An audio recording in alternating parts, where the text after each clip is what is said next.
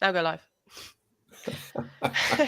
Hello, everybody. Welcome to today's My Games recruitment show, where, as you can see, we're going to be talking about writing job adverts that attract more great candidates and do a little bit of the work for you. And we have a great guest for you today that our leader, My Games, is going to introduce for you. Hello, Mike. How are you doing?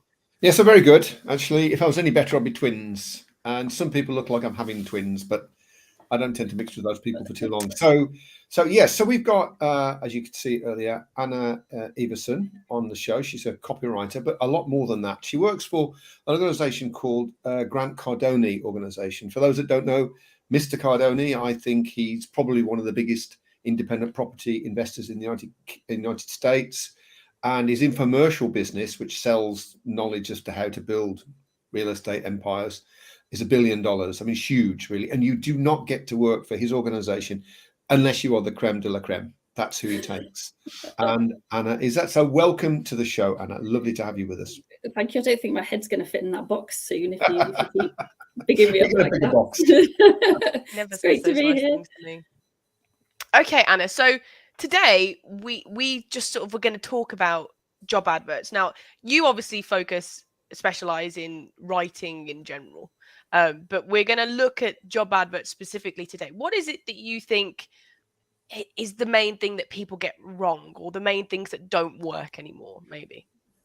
It was interesting, actually, when I saw Mike had put up a post about this session coming up, and somebody had commented underneath saying, oh, no, it's not something that I'm interested in. I don't write job adverts. I don't think we should even have to write them. That's not our job.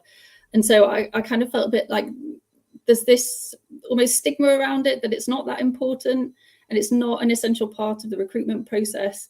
But actually, it's probably, to me, it's the most important part of the process, of any process of bringing in the right people or keeping out the wrong people. Because if you can put in the energy up front and really focus on writing a great ad, it's going to save you a ton of time and effort further down the line. It's going to save your clients time and effort down the line, because they're not going to be wasting time sifting through CVs, resumes, applications, and conducting interviews with people that were never the right fit in the first place and that actually weren't that motivated to take the role. So if you can put the time in to get this right at the beginning, you're going to find that the quality of your candidates is better. The number of applicants you get is probably going to go up, and it'll be more of the right fit.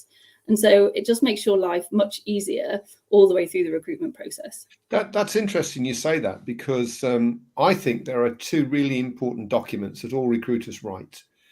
The first one is a CV. It's a sales document, right? Not to tell lies or mislead, but it is to present the person in the best possible light and relate to the need that the client has, right?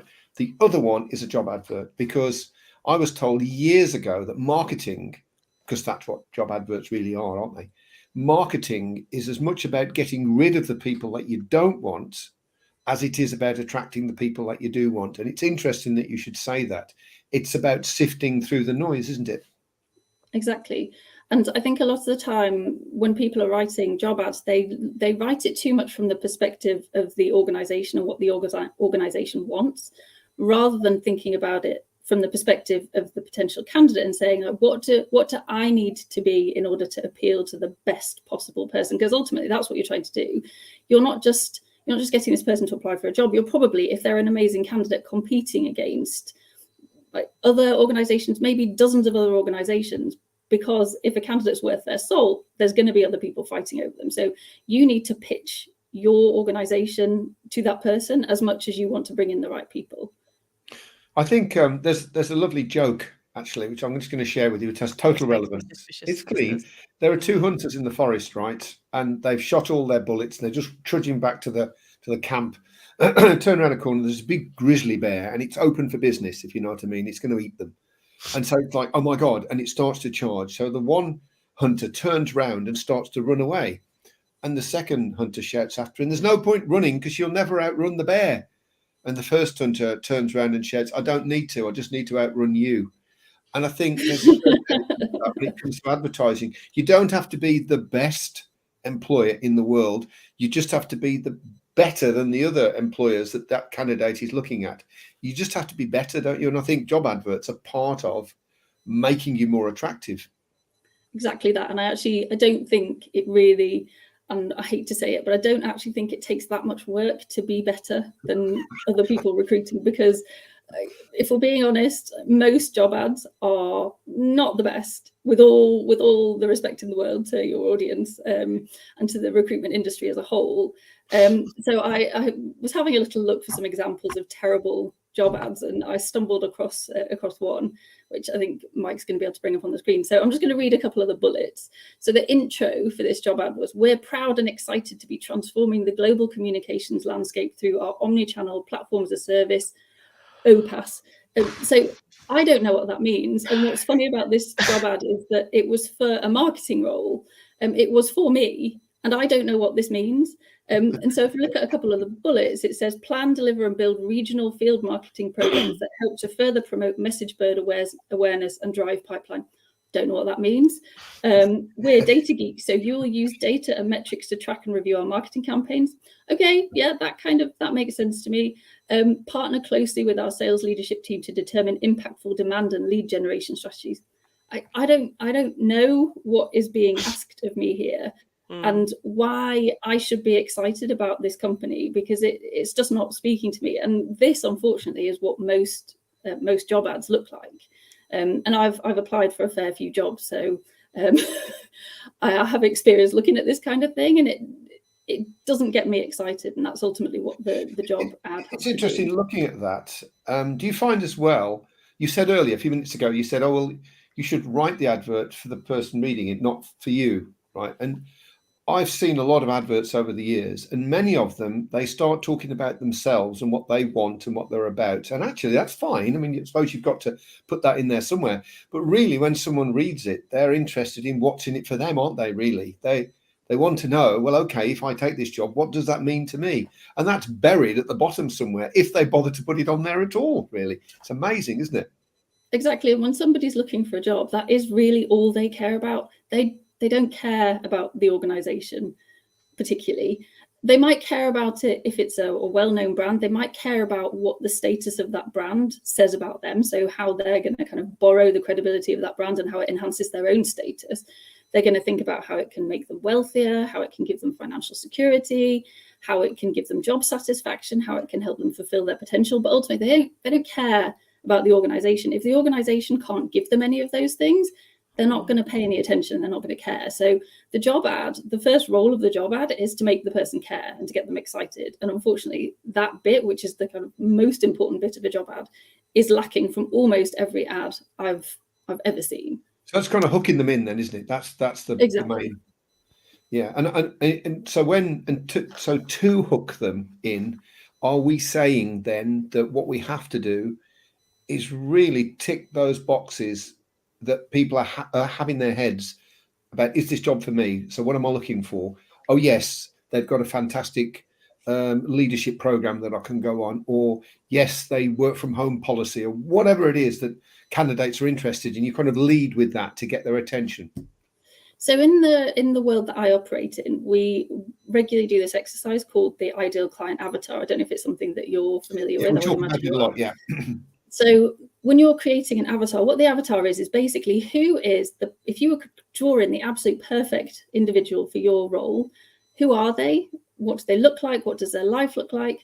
What are they worried about? What keeps them up at night? And what is it ultimately that they're trying to achieve? So if they were to come and apply for your job, what do they want to get out of it? And that's what people need to understand.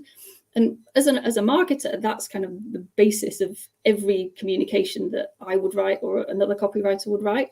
But most job ads don't seem to have thought that through. They're not really thinking, like, you need to get so clear on who this avatar is that you can literally picture them in your mind's eye, that you could imagine what their life is like. And then when you're writing a hook for a job ad, everything that you write is directly speaking to that person. So you're writing it as if you're talking to an individual and having a conversation with that person, kind of like a one-way conversation. And so you need to think about all those things, like, what are my prospects? Is there a program for me? And like you said, Mike, is there flexibility? Is there work from home? But too often, most job ads are written from the perspective of the employer. As I said, like, what can I get out of this person? What do we want? As opposed to, like, what do I need to say to my dream candidate to get them excited about this position? Right. So this is positioning. This is all about positioning, isn't it, really? and making sure that you've got a clarity over what it is people actually want. And so therefore, and a recognition that a job advert is a piece of marketing. I think that's what you were saying about there being a gap. Oh, put a job advert out. Well, yes, you will, but actually what you'll do is produce a piece of marketing. And any piece of marketing is produced like this, right? It's to get a hook. It's typical AIDA. We've talked about AIDA a lot on this show. Grab their attention, build interest, create desire, and then a call to action. No difference to a job advert, really, is there? Exactly. And I think, unfortunately, most of the time it just ends up being a list of job specs and then a list of here are the perks that you get with the job, like how many days off you get, what the salary is, if recruiters probably share that information. And so then it just becomes a list of really kind of cold and uninteresting bullet points. And the thing with getting the right people in is that you need to hook people's emotions. So there's a guy called Oren Clough who has written a book about pitching, and he said that when you're writing any kind of marketing promotion or when you're pitching something to somebody, you want to always keep them in their right brain. So the right brain is like the kind of monkey brain, where you're triggering people's emotions, and that's how you get the right people to take the right action. As soon as you shift people into their conscious thinking brain, they'll start to overthink, they'll overcomplicate it, they'll probably lose interest, because let's face it, once you're on kind of left brain, like data, analytics, all that kind of stuff, people are bored because it's boring. And so most job ads are written for the left brain rather than the right emotional brain, and you need to keep them within people's emotional brain. I don't know if that was maybe a bit too neuroscience-y, but that's the basis of where all this needs to come from. Not at all. Excuse me. Next week's show, we're going to be touching on that very thing, because it is really important. This kind of right-left brain swapping between the two is crucial. And all marketing, really, as you say, is about emotions, isn't it? Exactly. And like, to kind of go back to the positioning piece of the ad, to me, the positioning is more about like how are you going to set yourself apart from other potential employers. So rather than like positioning it to the candidate, this is where you flip into talking about yourself as the organization. So what makes you special and appealing to this particular candidate, and what makes this role different and better to any other role out there. And so again, like when you're thinking about the positioning of the role, you don't just want to think about it from your perspective and all the things that you think are great about it. You need to be quite ruthless almost with the detail that you give, because ultimately people don't care about like irrelevant information. So whatever positioning element, so whatever benefits you're going to provide to your candidate, you should only tell them the things that they actually care about. So if I'm a mother, do I care that you've got a tennis table in your office? No, I probably don't. Like, I hate to generalize, but like, what does a mother care about? They care about having the flexibility to go and pick their children up from school, probably, as what I care about. We'll take you back to the avatar you were talking about, having a kind of clear idea of the kind of people you're trying to attract, because then you know, don't you? Exactly. And what can you offer that's kind of over and above the competitors in your market? So if everybody in your market is offering work from home, if everybody in your market is offering flexible working, that's okay, that's great, you can offer that. But what can you give people that's like that extra little bit of secret sauce that's going to make people think, oh yeah, actually, well, I've never seen anybody else offering this to their employees. That's amazing. You just need to outrun the other hunter, don't you, just to be better than the other guy. So this is about this was your third tip. I know you were very keen on this off air, is you have to make it clear what candidates are going to get. I mean, that's very clear. And it's not just the left brain ticking that box salary, ticking that box flexi working, yada, yada, yada. It's really putting some thought into connecting up your avatar's desires or needs with what you can provide for them. Yeah, exactly. It's about not thinking about what the company's going to get out of hiring this person. It's about what the candidate's going to get from working for this organization, and making sure that whatever because ultimately you're selling the job, to the person.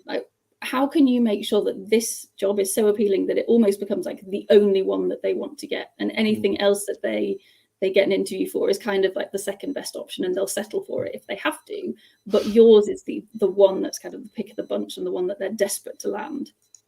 Just before we move on to the next points, if anyone has any questions for Anna, please do put them in the comments. And we do have time for questions later, so don't worry about that.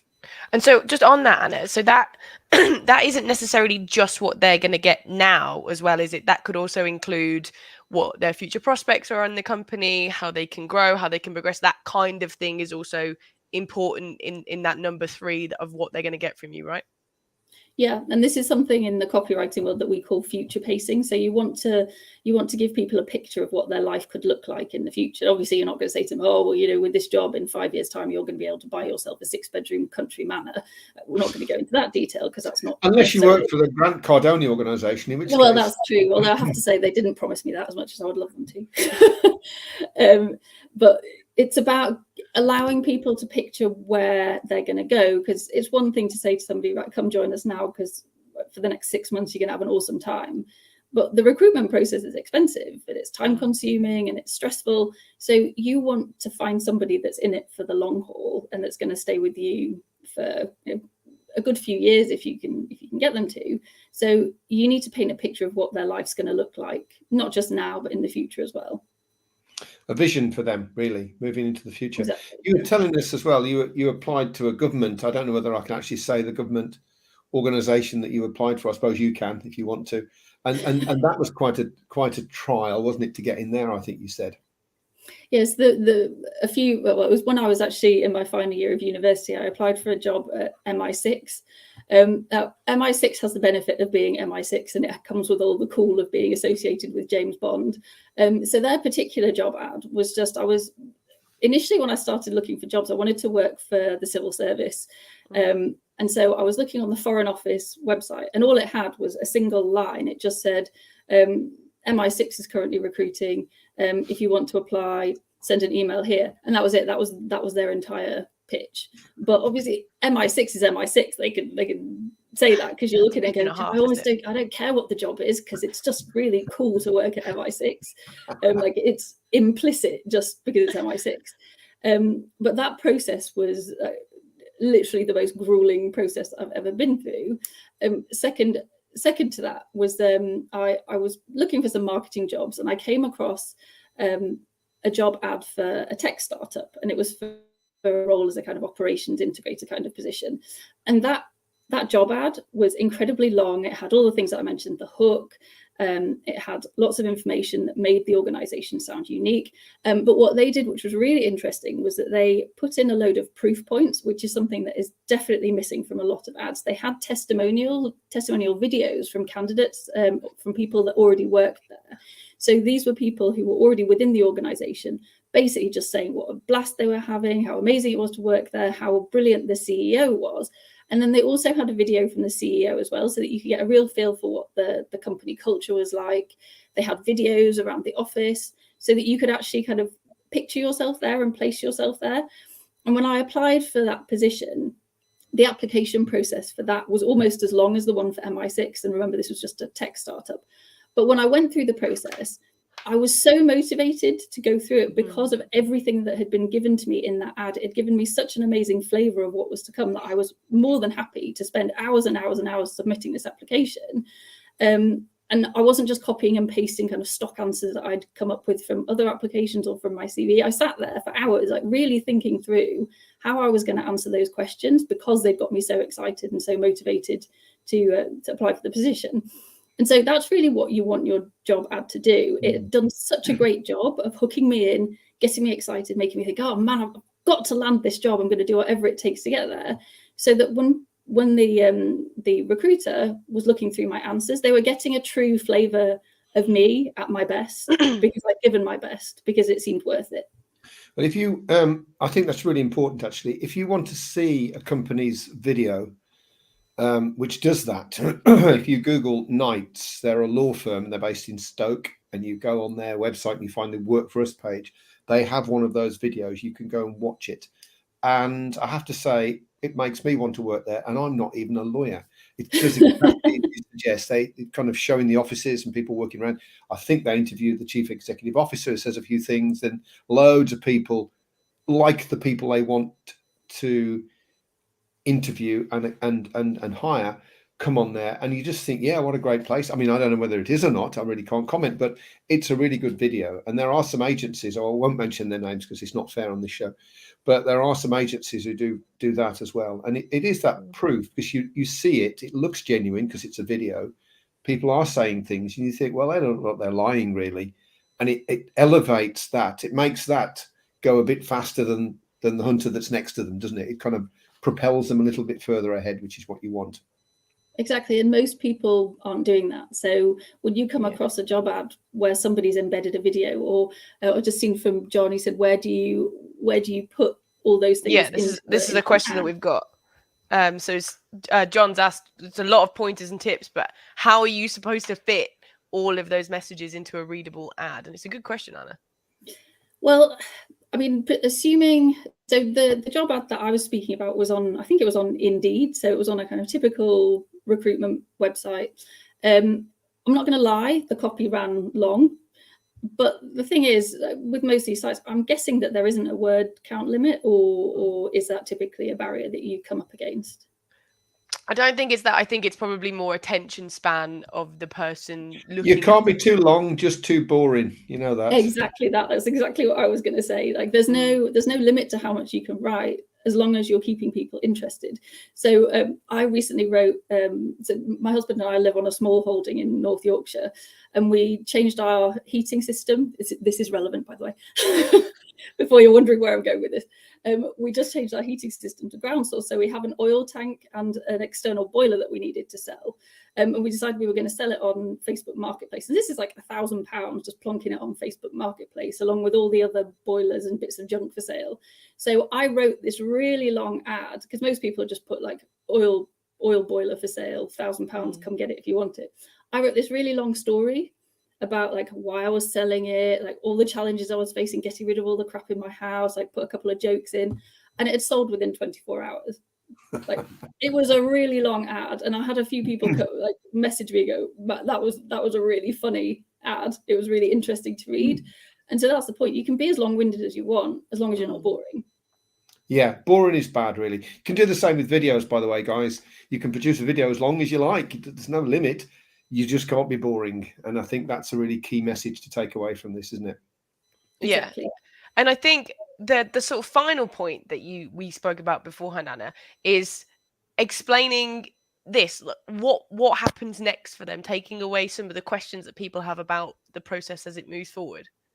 Yeah, exactly. So if you put yourself in the position of the candidate and you just say to them, oh, shoot me an email and I'll send you the details, like, people don't know what to expect. And so that might be putting off the right candidates. They might look at that and go, well, I don't know, like, I don't know if this process is right for me. I don't know how much time it's going to take. Whereas if you can spell out step by step, like step number 1, or you need to click this link, you're going to fill out an application form. And then once we've received that, we'll filter through those, and then we'll get back to you within a week. So you're kind of managing people's expectations about what the process is going to look like. And then that takes away some of the fear, because you have to remember, a lot of people are afraid a lot of the time. And so if you're putting that fear barrier up in front of them, you could potentially be scaring away the one person that you actually really want for the job. See, I think you've really hit the nail on the head, and it's something that's come through for all the 5 points that you sort of mentioned. The whole thing that's come through is this is about getting the creme de la creme of candidates to be applying for these roles. So you can write job adverts that anybody who's desperate enough will apply for. They're looking for jobs. They hate where they currently are. Maybe they're in between jobs or whatever it might be. But you want the people who are everybody else is fighting over. You want the people who are like, yeah, no, I'm gonna go for that because I'm great at what I do. This is worth my time. And I think the whole thing of what you've said today and what you said right at the beginning when we started this show is that you have to put yourself in their shoes so that you get the right people, which saves you a lot of time and money down the recruitment process, that you're getting people who aren't interested, or interview, they don't come across as well, or whatever it is. So I think that's so fascinating that's what's really come out of this. Well, marketing is as much about getting rid of the people that you don't want as it is about attracting the people that you do want, as we said earlier. And this is a form of marketing. There's no two ways about it, is there? Yeah, exactly. You can either, there are 2 approaches you can take. You can either go for volume and just try and get as many of just get a whole stack of people in through the door, and then you'll filter through them. And to do that, you could either overpromise, which is obviously not the way you want to go. You could not give much information away, but kind of rely on curiosity to get people to apply. Is that the MI6 factor? Is what you're talking about? Apply to us, they've got some jobs. You'll be fine. Yeah, exactly. They gave no information, but I guess they would figure that only a certain type of person would want to work for MI6 anyway. And you had to be actively kind of seeking them out in order to find that opportunity anyway. But if you're advertising, you can kind of take the clickbaity approach and just pull in as many people as you can, and then you like a whole pile of applications are going to land on your desk, and you're going to have to sift through them and filter manually all of those different people, most of which are probably not going to be the right fit. Or you can cut that process by 90% by writing something that's really thorough, really well thought out, that's going to bring in only the best people, and also just steer away all the people that were not the right fit for you. So you'll probably end up with a smaller number of candidates, but a higher number of the right candidates. I think that's important when you think about recruiters complaining they don't have enough time, that we've never got enough time. Well, you're going to have even less time if you attract a load of useless CVs or useless applicants. I don't mean that in a disrespectful sense, but not applicable to this job. Better to write something that brings in the people that you really want, or as best as you can, isn't it? That's what you're saying there, I think. Yeah, that's exactly what I'm saying. Like, take the time up front to save yourself a ton of time down the road. I'm a huge fan of that. Okay, so I think we're sort of coming to the end of the show. Those things go so quickly. So in a second, Anna, I'm coming to you for somebody's watching this and they want to do one thing that changes things. What can they do? I'm going to come to you in a second. But first, Mike, next week we have a show that we've been waiting to do for a while, and we're all excited about the Flair team, which is we are. We've got a lot of guests coming on over the next few weeks, so we're desperate to get this in. And next week we've got a gap, so we're putting it in. It's buying styles. Now, you might think, oh, that's just a load of happy clappy stuff. I absolutely promise it's like cheating. When it comes to sales or persuasion, really, it's a form of persuasion. You can use it to get your husband or wife to go on the holiday that you want, or get your kids to clear the room or whatever. Or you can use it to get someone to buy from you. There are 5 buying styles. If you match your pitch to the buying style that's buying off you, then you'll be more successful. It is like magic. And we're going to go through the 5 styles, how to spot them and how to react to each one. So can't wait for that. It's going to be good. It is definitely something at the Flair team we're excited about. Okay, Anna. So, as I said, somebody's watching this show and they're thinking, right, I get it. I like everything, but I'm really busy and I can only do small things at a time. What is the first thing, or what's the most important thing that they should do to sort of revolutionize their job adverts?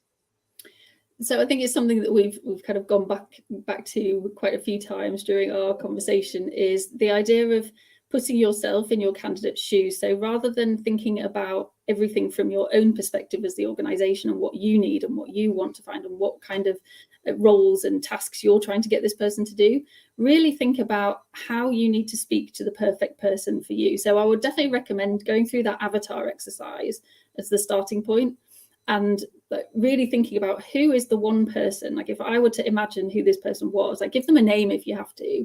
Who is that person that I'm trying to reach with this ad? And then everything that you write can flow from there. You can actually do that when you take the requirement with the client. And I know some agencies do. They have a conversation around the ideal candidate. Some avatar is a word that you can use. Some people don't know what that means, but but you can describe, tell me what the ideal candidate would look like. And it isn't just about the skills that they've got, is it? Or their experience. It's all of this. What would they be interested in? What sort of things would they want to get from the organization? That kind of extra data that you bring in is absolutely crucial when you're writing these kind of adverts. Yes, it all boils down to understanding what the candidate is going to get out of working for you and not the other way around. I think that is a great point to end on as well. I think that's hugely powerful. So I would like to first, Anna, say thank you to you. It's been such an amazing show. Learned a lot today.